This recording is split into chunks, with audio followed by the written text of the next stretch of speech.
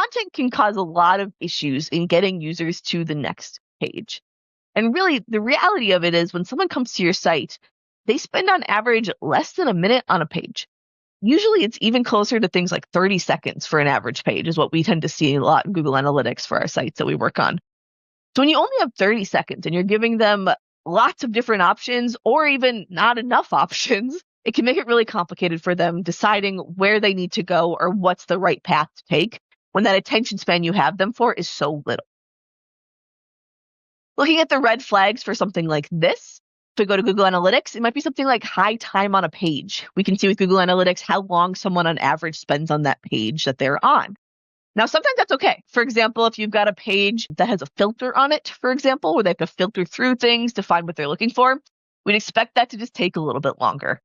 But if it's a really basic page that we don't actually want them to spend that much time on, we want them to use that as a springboard to get somewhere else, and we're looking at more than a minute as an average time on that page, probably a sign that there's something going on there that we might want to clean up.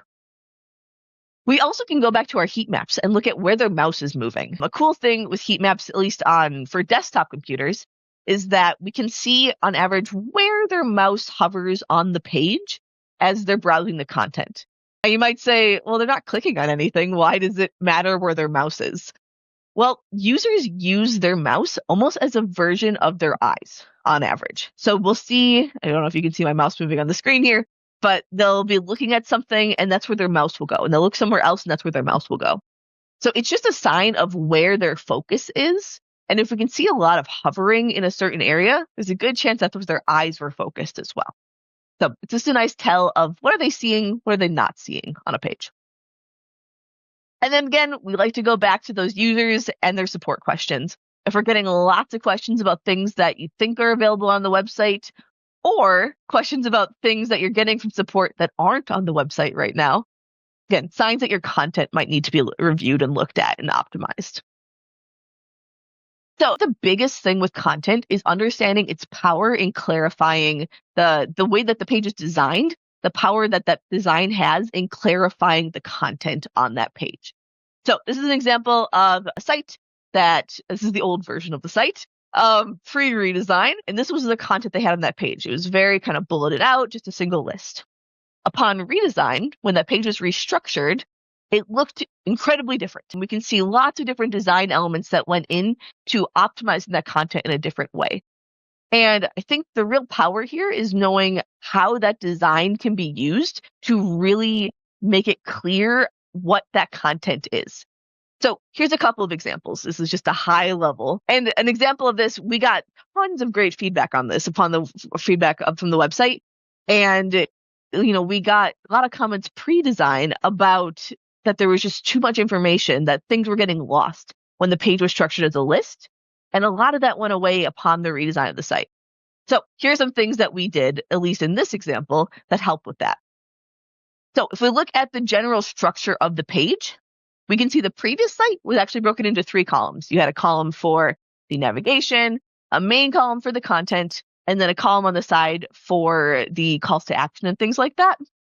In the new site, that's all a single column. It allows it to take up more space on the page, and it makes it seem make page seem a little bit less complicated and more streamlined.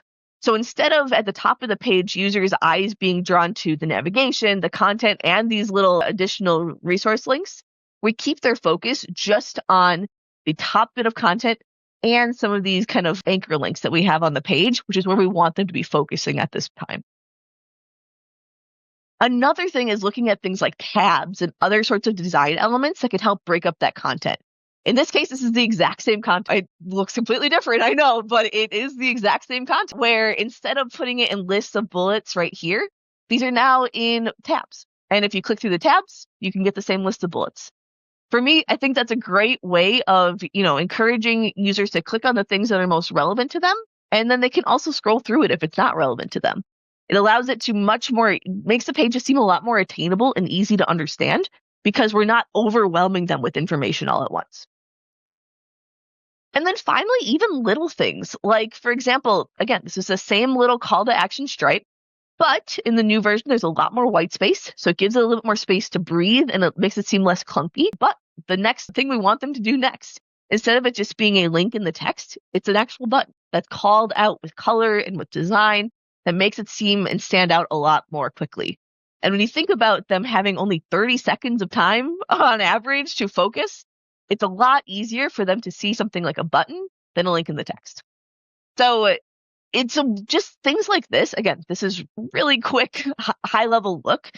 But the thing we really want to highlight here is that the design of the page greatly impacts the content.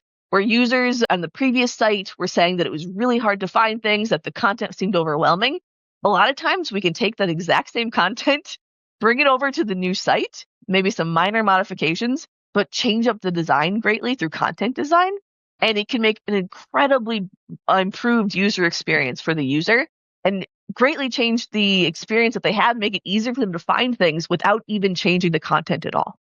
So really powerful tool. If you're seeing issues with your content, it might be a sign that a redesign can be helpful for you, purely to look at how that page is structured and add some new design elements in there to help make your content shine and be easier for users to use even more.